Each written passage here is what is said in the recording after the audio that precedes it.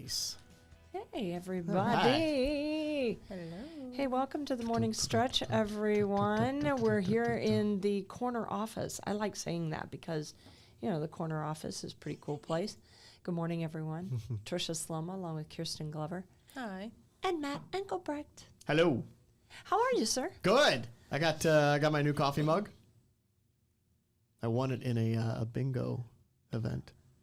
I can't It read says fall 7 times, stand up 8. Yes. See? That's what we what's the need other to side? do. What is that? The other side is where I won it from, Ninja Bingo. Ninja Golf. Ninja I love Golf. that place. Love that place. Yeah. How are you guys today? Sleepy. Fair to Midland? Get Good. it? I get it. I think this warmer weather has turned people's attitudes a little bit. I know it. Yeah. I know it. was- It's tricky because, you get the warm up and you get that sunshine. You go outside. The trade-off is all the mud. Yeah. Oh, yeah. Let's be honest. Yeah, I was looking out the window, so we're up over we're on Notre Dame's campus, and then some of the windows open up they're putting in new solar panels right behind the station here. Yeah.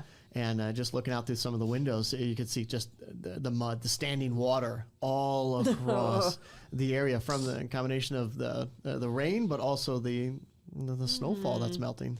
Nice. Yeah. And look at the rain. Yeah, it's here. It's off to our west right now, right? So that's Wednesday. Oh, that's Wednesday. And that's sorry. coming up on Wednesday, 8 o'clock in the morning. You got the possibility of some light showers moving through. And overall, not a huge event, but it is going to change things up. It's going to feel a lot more like spring in and across Michiana compared to where we've been going back to the last week or so.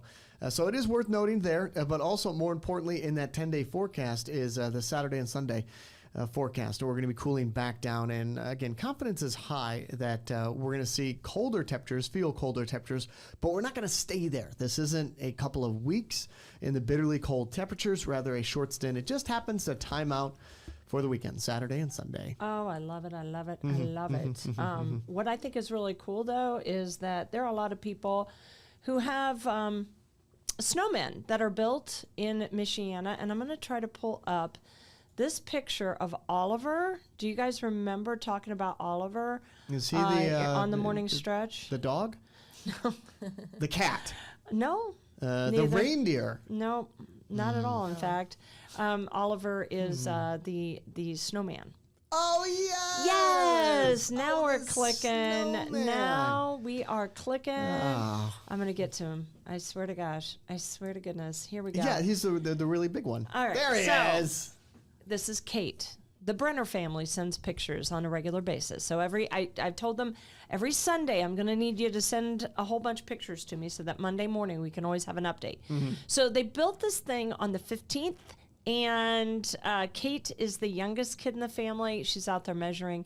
And Kyrstyn, what did they say that measured on Sunday? It was 9.6. 9.6. So that was down just a little bit from the 10-foot tall snowman size that they had at the very beginning when it was built. It was a good packing snow, wasn't it, that weekend? Good packing snow, and I think what they have going for them is that we also had some ice develop. So when the sun came out, it melted it just enough and created that ice. So it might be a little casket for the snowman. Oh, I know, a little grim. crust. How about a little mummified. crust? A little crust. Yeah, why not? Do you think that sunshine and warm temps yesterday really did a number on Oliver? I think so. I think 4 inches, and that was with cold temperatures, some rain, some snow. sunshine, though, too, over the weekend. Yep. This past weekend. So I think we can double. He'll probably lose 8 inches between Sunday and Sunday if we go by every week. Yeah.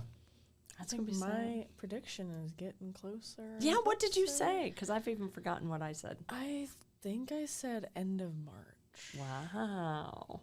End of March. I think, or maybe No. I said no by spring break or something. Yeah. It's just end of March, right? Is it? Isn't it usually? No, it's usually by Easter, ain't it? Oh, I don't know. Yeah. End of March. What was yours? I thought we did like every month. We did March, and then You guys said said May. April. Oh, wait, no, yeah. I was Tricia in and I May. both said Yeah. said May. You were closer to Mother's Day. I May said- 11th. And I think I was like at the 1st of May. Yeah. Yeah. Yeah, I think what you're going to see happening is that the top part is going to sink into the bottom, and we're just going to get a pile that sits there for a long time. All right, so stay tuned, folks. We're going to have an update on our dear friend Oliver throughout the month. Hopefully he sticks around. I mean, I'm always rooting for these guys, these snowmen out in our area, so very cool stuff. And we thank the Brenner family of South Bend for helping us out with that. So one of the stories that we had today, and it's really been a story that we've been following quite a bit. Joann Fabrics is closing stores, and Kyrstyn, you put it back in the show today because we had our hopes that they could come back, but today's story was kind of like, oh, grim. Yeah. All you crafting people out there, they're closing 800 stores. It's a huge deal. Huge deal in and across the area. And Tricia, we talked about this during the morning show, during the breaks. The biggest concern, because I was at Joann Fabrics yesterday getting some art supplies. It's a whole nother story. It is a story, and I want to know. But the big question was, where are we going to get our supplies now? And it was the fabric. People really the fabric. are concerned about where they're going to go get their fabrics now. You know, they do have a wide selection, and it's not just the fabric. It's the batting for the back. It's the buttons and the extra things that you use in your fabric, the cutting boards and the cutters. I mean, all of that. Yeah. If someone is a sewer in the family, you know your scissors that you use, or even the slicer, it gets scissors. used for nothing else other than fabric. Yeah. Because if you cut paper Don't with that, you dare. you will make that person very angry.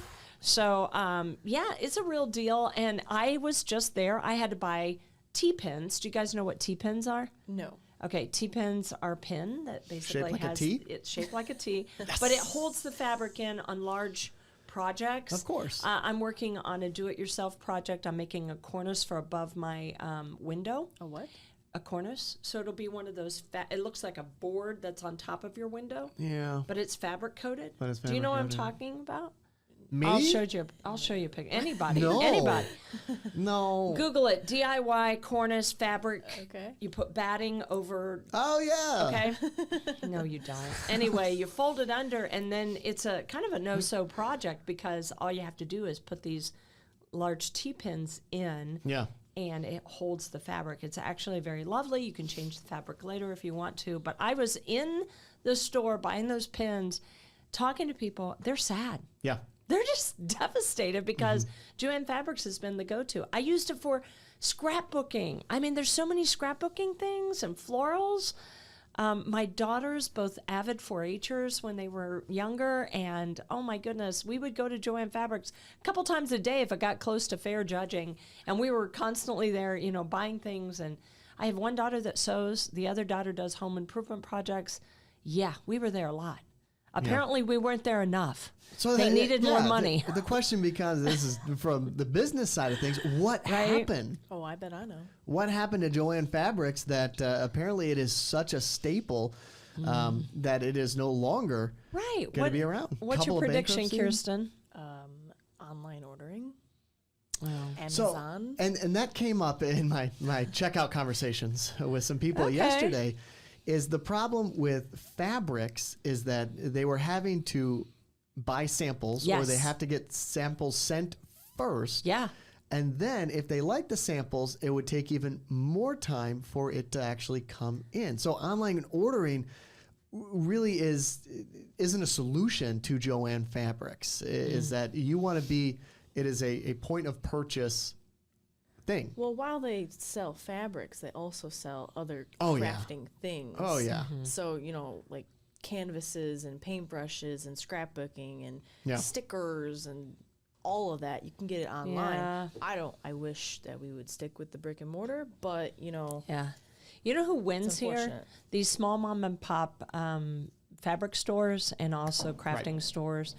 A Stitch in Time is a local South Bend store. I know they've kind of revamped their inventory and everything. I was in there as well recently, and they're busy. You know, they're going to be seeing some more traffic.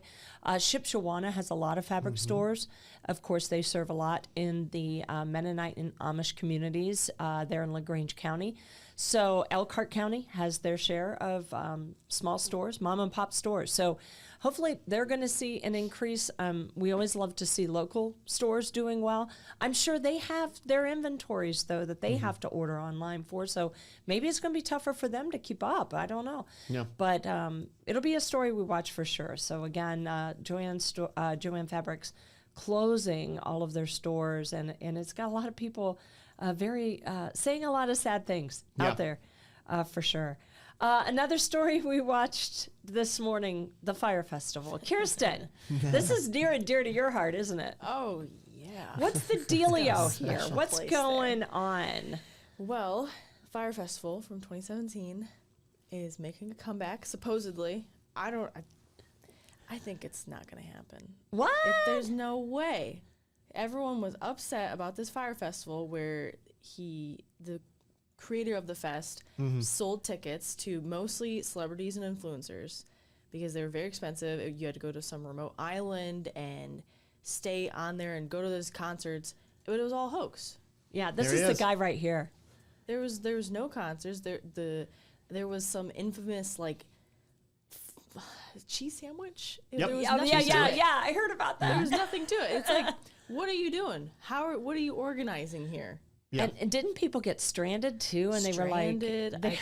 they were had to bring in like tents to try to keep people safe and everything else. And so it was like thousands of dollars. Yeah, I think it was a Netflix documentary. Yeah. It told the entire story the first time through, and now he's trying to do it again. And we were talking about this a little bit ago, that if he's doing it right. I mean, here we are giving him all the promotion he wants. I was just going to say, this guy to say can't. whether or not he winning. can pull it off. He's winning, and then he's winning. I mean, this Right. gives him all the attention he needs. Well, I know they say there's no such thing as bad press, but guys, this should be a clear statement. But you know, there's somebody, a younger adult, I'm going to guess, who's saying, "Oh yeah, fool me once, fool me twice. Okay, I'm willing to try." And try it again. There's plenty of people that are like, you know what, I'm down for a party. Yeah. Oh, that's Yeah, fun. or not. Trusted by, sold out. I mean, the marketing in this guy is just, he's on point. I mean, he did sell out.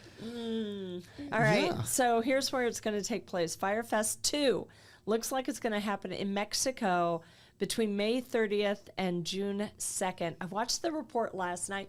It's not even clear whether he is able to attend Because he's not allowed in Mexico.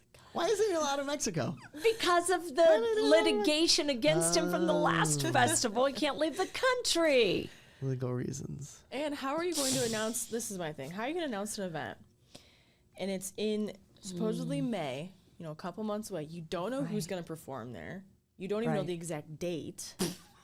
No tickets have been sold. But that's the thrill of it, right? But when you think of Lollapalooza in Chicago, they announce the lineup here in the next couple weeks, I think. Yeah, they Right. do. And then they start selling tickets right away. And that's in August. That's an established event. But and he's doing it wrong. This is not established. This is like the exact opposite of, it's de-established and trying to sell tickets. Yeah, this is hard It's a stuff. mess. This is crazy. We're all wearing our glasses right now. I just wanted to point that out because I went and put my glasses That's on. true. I popped my contacts Yes. out. I got new frames. Do you guys like them? They're lovely. They're fine. Yet again, I got new frames. I They're got new great. frames They're just about a month ago, and now I'm getting new frames Yeah. again. This is how bad I am. That's because okay. I'm like frame You know, crazy. Glasses are a look, but we all need them. It's Yeah. not just to filter blue light. It's I- for actual use. I am nearsighted, pretty bad actually, and I also have astigmatism. What do you guys have? Nearsighted, astigmatism in my right eye. Nice. And sir? I can't see that well very far. Right, so you are nearsighted. Nearsighted. Look at the The positives. opposites confuse me. You can't see. You can't see far away, so you can see near. I can. They just look like teddy bears. Little teddy bears off in the distance. Everybody is a little teddy bear. Little teddy bear. Which one is that? Oh, nice. Well, here's the cool thing. We are older. We are adults. Our eyes have done their growing, right? So this is pretty much about as bad as you're going to get. You may have some changes to your vision as an adult. It happens. Yeah. But when you're a little kid, ooh, it's a slippery slope. And local doctors are saying, please do not put screens in front of kids. And when we're talking about screens, we're talking about these things, our phones. Yeah. Don't park your kid in front of a smartphone or an iPad. We're talking 1 and 2 year olds, because you could do some serious damage to their eyesight. And I think we have some video here. Local doctor, Dr. Steve Gerber, he is really, really passionate about this. And I have a special story that's going to be coming up tonight on screen time concerns. And it's all about this very topic, that little kids, when they have this intense, close focus, that is really, really hard on their vision. And because of that, they're sounding the alarm and saying, hey, zero time screen time for little kids 0 to 2 years old. Goes into other specifics. I don't want to give too much away, but that is coming up tonight at 4 and at 6 o'clock tonight. So be sure to tune in for that. The Today Show actually doing something more with screen time, because it's not just vision. This is also a concern, obviously, with mental health and everything else. But I know my eyes get tired after a while, and also my emotions get tired after a while when I'm watching a screen. Can you imagine what it's like for a kid? Well, it's a big story to tell, because you've been working on this for a while. This is a couple of weeks. But they came to you and said, this is a problem. And then as you started to kind of research and investigate this story, it's a big problem here in Michiana. Yeah, and just bringing it up in the newsroom, do you know how many people chimed in saying that their kids or their friends' kids are constantly, and we're talking little people, are using iPads. And now there are some safety things that you can do if you're watching it with your child. If it's educational, it's content related too, of course. But in terms of vision, this is the thing we're going to get into tonight at 4 and at 6 o'clock tonight. When it comes to vision, these little kids that are just sitting on these devices for more than, I get it, 15 minutes, you're at a doctor's appointment or trying to keep the kids quiet in church or something, and they can look at something. Hey, if it's on for hours and hours, and we know that there are kids that are doing that, and that's the scary part. So tune in tonight, Very 4 and 6 o'clock tonight. Yes. Yeah. All right. Any old business, any new business? I was just going to say that a couple of my friends, their children, they are iPad fiends.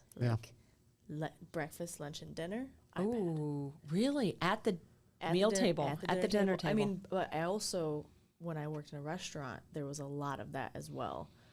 The parents are out trying to have a nice meal. Maybe they don't get out enough, and so they get an iPad. And I get it. Yeah, you gotta let mom and dad have that moment.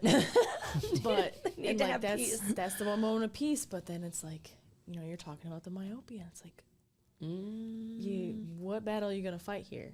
Yeah, for sure. long Choose your run, short battles. run. That's a good way to put it. So yeah, Choose your battles. It's a balance. Again, we brought this up in the news meeting when we were talking about this story, that as a parent, you're trying to figure out how much they need to know to keep them going deeper in life or later on in life. Like, you don't want them to fall behind technology for sure, and then have to catch up. So again, it's all balance and trying to figure out where that balance is to make sure that the kids are getting what they need to stay ahead of things. Couldn't they introduce some kind of, I remember back in the day, they had us doing typing classes.